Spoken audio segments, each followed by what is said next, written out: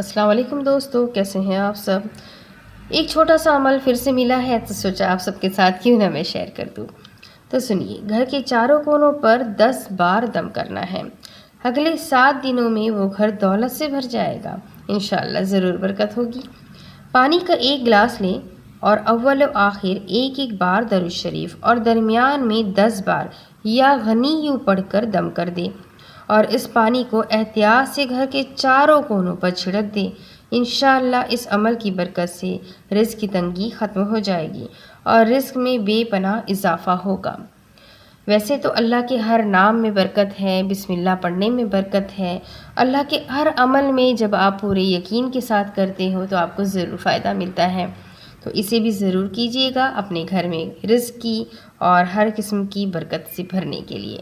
انشاءاللہ ایسے ہی بہت سارے ویڈیو کے ساتھ پھر ملیں گے، تب تک کے لیے اللہ حافظ۔